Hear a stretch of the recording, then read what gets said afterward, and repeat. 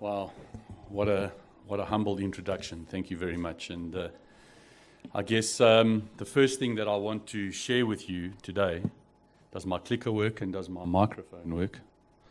So one of you in the room told me that they saw upside down arch. Is McDonald's rebranding themselves to Wimpy? So I'm a little bit embarrassed because it's not South African Women's Day. But this was an article published last night, and in celebration of women around the world, empowerment of women, women in the workforce, women in our lives, and Worldwide Women's Day. I don't know if it's exactly today or this week, but in typical, it's today, Worldwide Women's Day. And I couldn't miss this opportunity to brag about the ladies in our business. You talk about the movement and the journey of the last 22 years in South Africa. We probably started off, I've been here 22 years, with a lot of old white guys. But today, we're just under 60% women in our organization. And when you look at restaurant management positions, that's in the restaurants, we over 60% women in the organization. A very, very proud statistic. And it's not because they're women, it's because they're the best business person in their particular role for the organization. So I thought I would share that with you, and thank you to the Selby guys for managing to find me this and put it in quickly. But for me, it starts off with what's my role. And, my son, I was taking him to the airport. He's studying at UCT. He just came for one day to have a family function last night. And he said, "What do you do every day, Dad? What does the CEO do in the business?" And whilst I won't bore you on my 20-minute drive at 5 this morning to take him to the airport, I think it's very, very important that we need to unite the brand around a common purpose and unite the brand around a common mission and clarity of your goal. Because if we're aligning people around success, then you can't have these long-worded visions. I want to be this to get that, to give this to give that, and these 5 sentences. For us, it's simple. A modern and contemporary business. That's who we want to be. And everything around our strategy and everything around what we do, if you Google modern and contemporary, and you go to images, modern and contemporary businessman, modern and contemporary businesswoman, modern and contemporary business person, modern and contemporary restaurant, you'll get sort of a mosaic image of what modern and contemporary is, because it's moving every single time. It's progressive, it's changing, it's evolving all the time. And so whilst I challenge the operations and development guys to say, what is modern and contemporary? Some of you might have had our poppy seed or brand muffin baked this morning from our Mac Cafe. Is that modern and progressive? Is cappuccinos modern and progressive? Chai latte, is that modern and progressive? Does that associate with your brand? Ray Kroc, our founder, once said, he said in 2010, this was 35 years ago, he says, "I don't know what we'll be selling. But the one thing I know is we'll be selling the most of something." So once again, it's not necessarily about what, it's about how, and it's about why that we really need to dig down in. So if we want to be a modern and progressive business, do we have modern and progressive people? Am I a modern and progressive CEO? Do I know how to interact with the different elements of people in our organizations and strategies? And so whilst we write a strategy, it needs to have clarity. And not only clarity, it needs to have meaning. And when it comes down to meaning, the second paragraph talks about our purpose. Because purpose is important.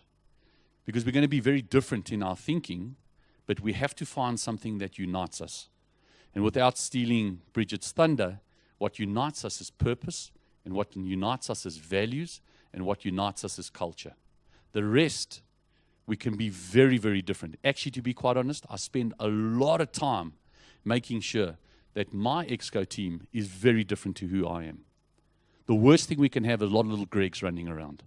That would be the worst thing ever.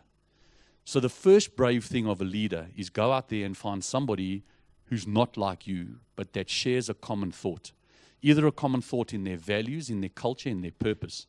And for us, our purpose is just to be a positive force. And if it wasn't for selling hamburgers, what does that mean for us about our people, about our communities? And now in a modern and progressive environment, it's got to be about our world. And we've got to think through that and how meaningful and how powerful that is for us in our business. And then if we down a little bit towards our mission, which is to be bold, focused, and passionate. You've got to be bold out there. Sometimes you have to be maverick and leave footsteps to follow. And sometimes you just got to be clever enough to know that innovation is not about doing new things. Innovation sometimes is about doing the same thing differently. So my job today is to take you through the evolution of McDonald's. We started in 1995 in Blackheath McDonald's on the 11th of November, 19. And for 1995, I don't know where you guys were in the room. Maybe some of you are still at school. Maybe some of you were not born yet. But this was the first drive-through in South Africa, if I may say. I'm going to say this a few times, hopefully in a humble way, not in an arrogant way, but forgive my frankness. There might have been one or two players playing with drive-through, thinking they knew what drive-through, but McDonald's bought drive-through to this business. That's 22 years ago. You're like, what? McDonald's bought drive-through, now drive-through is part of our lives. And sometimes you need to think about doing things differently. You don't come to front counter, you stay in your car and you go through drive-through. And it's 57% of our total business. 57% of the total business, and that's why you see more McDonald's drive-thrus anywhere else in the world, because we can't afford to lose 57% of our business if we take it into a storefront or into a shop front. And so we're very proud of that. And then fast forwarding that many, many years ago, we said we'll bring breakfast into town. And if I would have asked all of us now, or to put your mind back a couple of years back and say, if we had to bring breakfast to South Africa, without knowing, this is in and out, without knowing the egg McMuffin, are we better like that? Okay. Then we probably would have said 2 fried eggs, rasher of bacon, and some toast.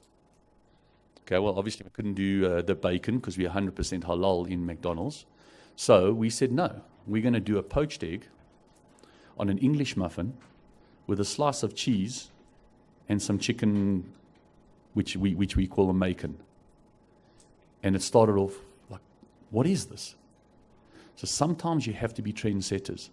We knew that if 57% of our business is in drive-thru and you want to serve 2 scrambled eggs or fried eggs, a rasher of bacon, and a piece of toast on a plate, you're going to miss half of your journey. Anyway, with persistence, with a bit of maverickness, with a lot of education and marketing, breakfast just touching 12% of our total business. A very, very important day part, changing the trends of a modern way, being modern and contemporary. Then in 2005, an inspirational story, because at that point in time I had migrated up into the system. I was head of ops. And in 2005 we said, should we explore 24/7? I said, not in my lifetime. I've got this big... Am I losing you guys all the time? Is it me? You're right. In 2005, and I said, not in my lifetime. So we called a meeting. It was actually a people decision that actually unlocked this thing for us. So we called in about 500 people in different types of workshops, and we said, if we go 24/7, we have to unlock the people part of this business. What does that look like? And so that people in the ground actually said, Greg, through my HC team, this actually works for us. Because normally we trade till 12. Then we've got to clean the restaurant till 1. Then we've got to catch our transport at 2. By the time we're going to get home, it's 3 o'clock in the morning. By the time we're sleeping, it's 4. To wake up at 9 to get into the restaurant the next day, that's not a lifestyle. So bring in the night shift at 10. Let us knock off at 10. Let us get home at 11 so we can get back to work at 9. This makes sense. I went, wow. I thought our biggest challenge was going to be our people. And I thought our biggest challenge was going to be the safety in our restaurants. But it's many years later, it's 5% of our total business. I thought there weren't people hanging around at 2 o'clock in the morning, not to tell my age. But there are plenty of people, and it's actually not about the 2 o'clock on a Saturday night. It's the 5 a.m. on a Monday morning. That Pretoria person who says, I can't miss that Sandton meeting, McDonald's, why you make a meeting in Sandton. So what I'll do is I'll come early, I'll have a cup of coffee at Rock and Roll McDonald's over here, and that's where it's a chilled, check my Wi-Fi, check my email, have a breakfast, boost up that 11% to 13% on breakfast sales, and I'm happy. And then we went through a whole bunch of years, 2009, 10, 11, and 12, of celebrating the success of our people. And we won Best Company to Work for 3 years in a row in the large category. Very, very proud moment and fantastic results.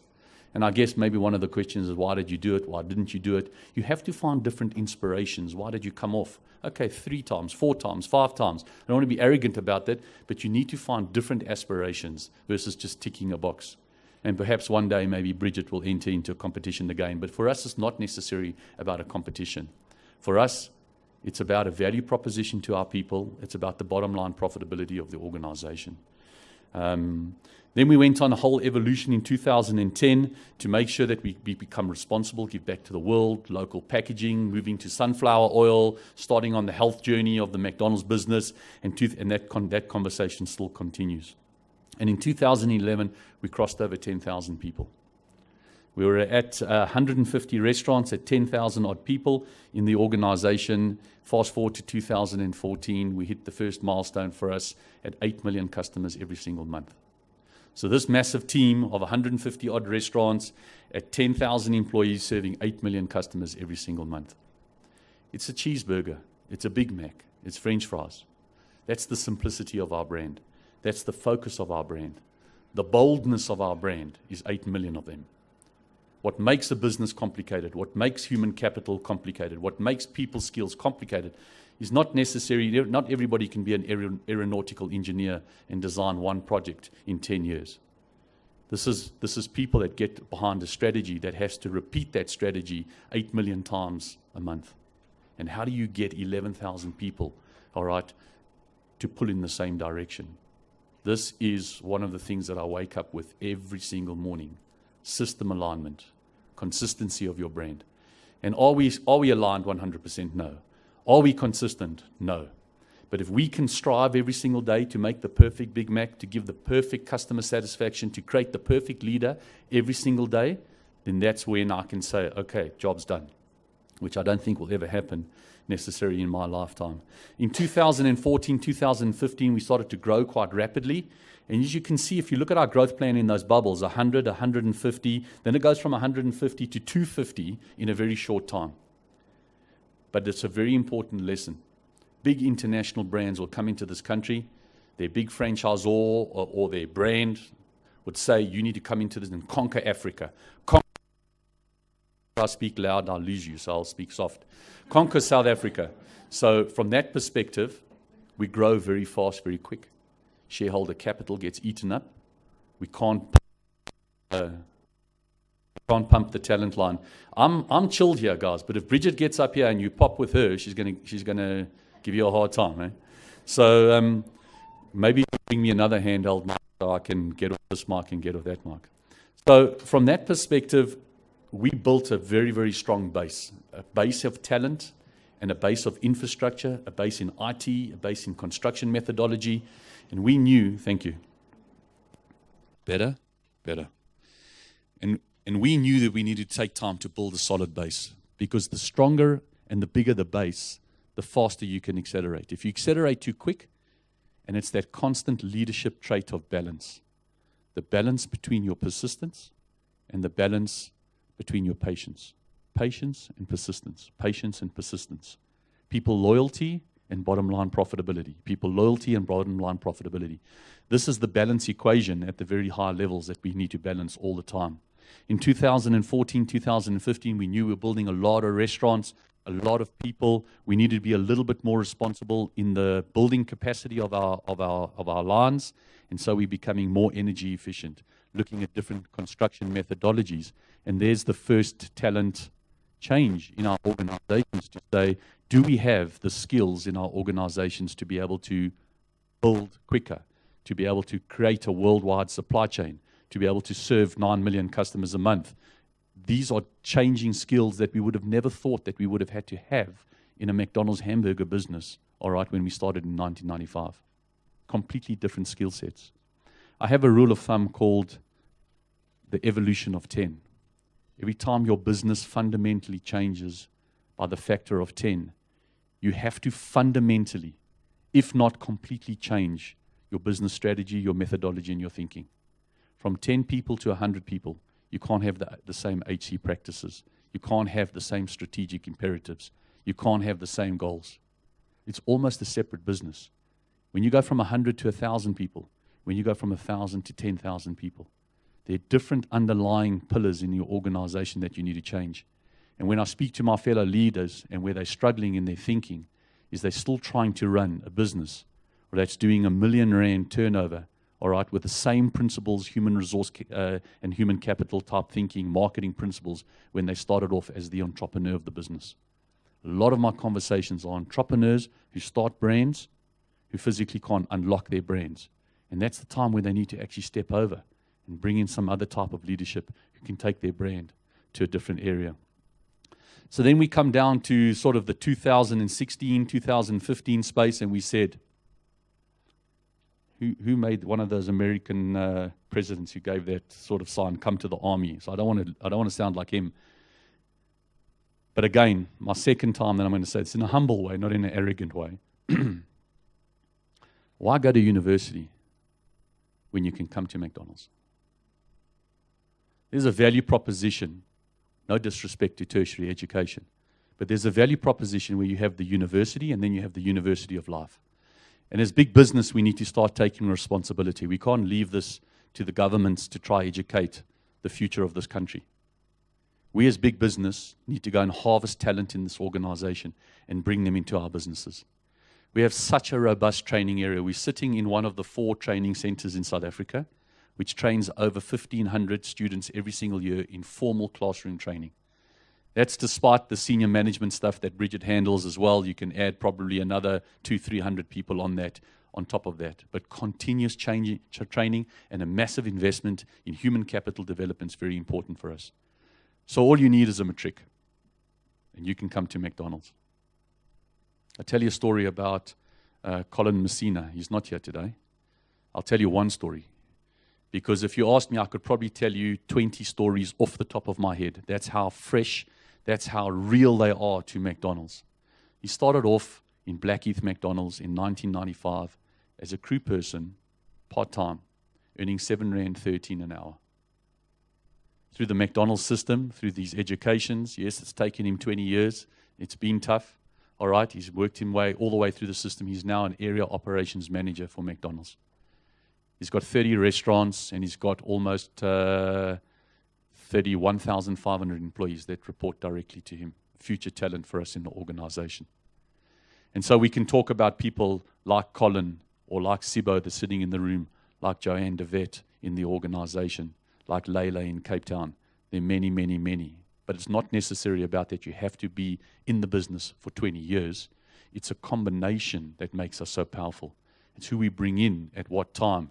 It's where the longevity, and that builds the organization for us. So we accredited NQF level 3, 4, and 5 in the organization with some bridging courses to our academic curriculum. You can come in McDonald's and be qualified as an NQF level 3. Well, I understand this, sort of 1 up from matric, NQF level 4, 2 up from matric, NQF level 5, 3 up from matric. So this is the value proposition for us. Staying with a little bit of Daniel stuff. So we thought about MDS. We've now gone from drive-through. We've put in breakfast. We thought we'll do a whole bunch of stuff around our innovation, around our building. There's a whole piece around our people. And we start to evolve this business. 7 years ago, we said, what about coffee? Cappuccinos, frappes, paninis, espressos. That doesn't really work with our brand.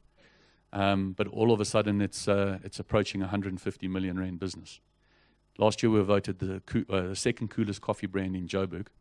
All right, and I just see some work that's just come off the internet that I think I'm not happy with third best, but we're the third best coffee brand. But what's quite interesting is you got in the top 3, it's Woolworths and McDonald's. Versus when we thought about it before, it's all the old coffee brands that the Mug and Beans and these type of guys that used to own coffee, and now you got Woolworths and McDonald's playing in the top 3 coffee brands. It's just the world is changing, and your competitive landscape is not necessarily about McDonald's, Burger King, KFC anymore. It's blurry, and your talent pump is blurry. And South African Airways is stealing our talent to become hostesses. So all of a sudden, it's not about that competitive landscape. It's where it's coming from, and then where are we hunting for talent. But the most important thing for me on talent is the following. It's not so much about It is about retention. It is about training. It is about NQF level. But you are going to lose people if you're really serious about talent. Because if you're really serious about talent, you're actually going to find 10 great people for 5 available positions. And then what? Now you've lost 5 great people. I'm not saying we should celebrate losing people. We should retain them as best as we can. But a great employment experience will give you continuity, customer experience. You know, one of our happy people will talk to 10 people who talk to 10 people. Some of our biggest brand ambassadors on the marketing side are our own people. When you have a labor force of soon to be 15,000 people in 2020, all right, we need those people to be ambassadors of our brand.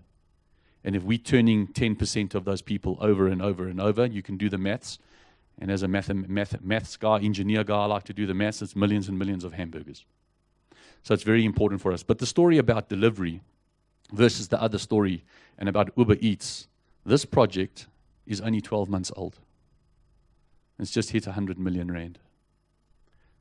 Now innovation and all these big ideas is great, but scale to market and speed of execution and operational excellence and system alignment gets you to take a business in 1 year and develop a 100 million rand organization in 1 year.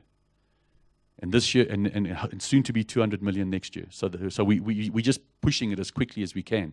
So how do you take an infrastructure and how do you use your existing infrastructure to scale? McDonald's doesn't grow by acquisition. McDonald's grows by operational innovation. We didn't buy a coffee shop. We built a coffee shop. We didn't buy a breakfast shop. We built a breakfast shop. Because the IP of your organization needs to be close to home.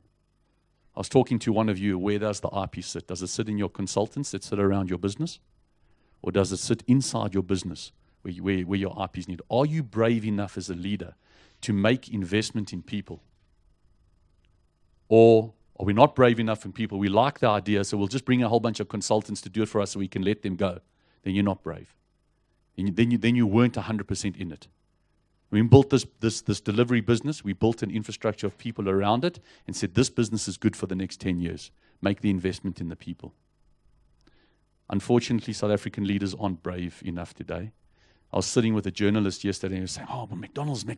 Everybody's talking about McDonald's. You're not listed, so we want to get some insights. What did you do different? 2017 was great for us last year. 2017, the system struggled. The country struggled. The economy struggled. We didn't do anything different. The only thing we did in 2017 is we were braver. We invested more in our current infrastructure. We invested more in our people. We invested more in value. Because that's what customers needed. Customers needed a prop. They needed for big companies to say, we understand we're hurting.